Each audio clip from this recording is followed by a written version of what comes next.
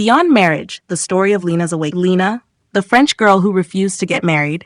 Lina was 19 and lived in a quiet town near Paris. She was calm, thoughtful, and deeply loved by her parents. But she had one striking trait. She showed absolutely no interest in romantic life. She did not want a boyfriend. She did not want cohabitation. She did not want marriage. From her teenage years, this disinterest remained steady and complete. Her parents tried gently to understand.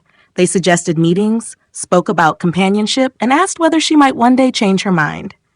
Lina's answer was always the same, a quiet, firm no. At college, friends teased her lightly. Counselors examined possibilities. Medical professionals confirmed she was emotionally healthy. Still, she had no attraction to romantic or material pleasures. Not fear, simply no interest. Years earlier, when Lina was 16, she had asked her father about perfection and whether a perfectly flawless child could exist. He had answered that no human could be entirely perfect. That offhand answer had settled into Lina's mind and gradually shaped her view. If perfection is impossible, why participate in ordinary life's promises?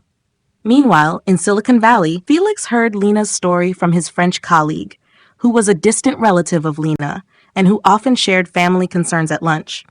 If you want to watch the earlier story about how the sage helped Felix and Hannah, the link is in the description box.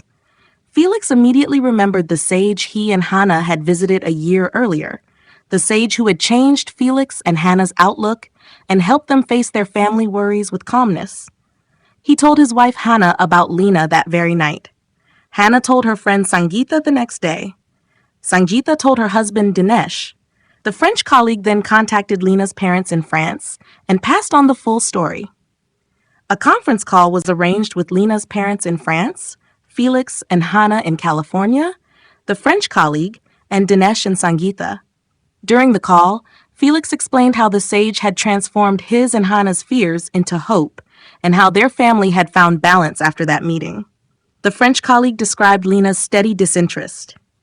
After listening, Dinesh said with quiet confidence that the sage in the Western Ghats could guide Lina.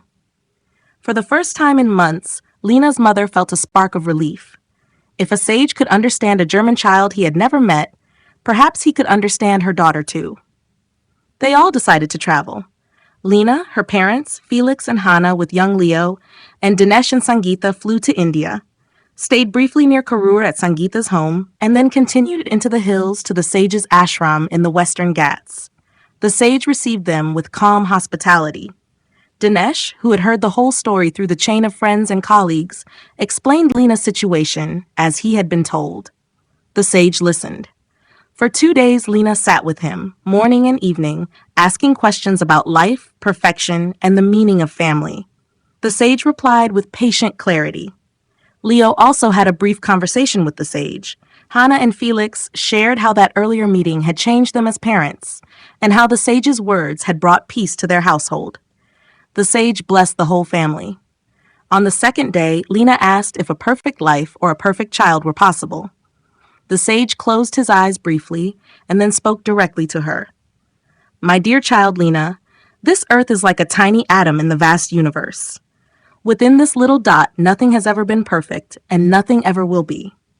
Perfection cannot dwell in movement. It belongs to stillness. If you chase absolute perfection, you will lose the simple tastes of life, the flavor of food, the warmth of friendship, the tenderness of love. To refuse life in pursuit of purity is to reject the very beauty that life offers. Still, if your will is strong and your heart sincere, meditate every morning and every night with hope. Live naturally, choose a life that honors your nature, and trust that nature will bless you with a child who is extraordinary, even if not absolutely perfect. Walk with life, not away from it. That is the path. Hearing this, Lina's eyes filled not with sorrow but with clarity. She understood that life's value did not lie in flawless perfection, but in acceptance, love, and hope. They spent a few more quiet days in the Western Ghats and then rested briefly at Sangeeta's family home near Karur. Then Lina and her parents returned to France, and Felix, Hannah, Leo, Dinesh, and Sangeeta returned to California. Lina carried home a new light, not the pursuit of impossible perfection, but the courage to live with hope. If you like this story, Please like, subscribe, and share so more people can find hope through stories like this.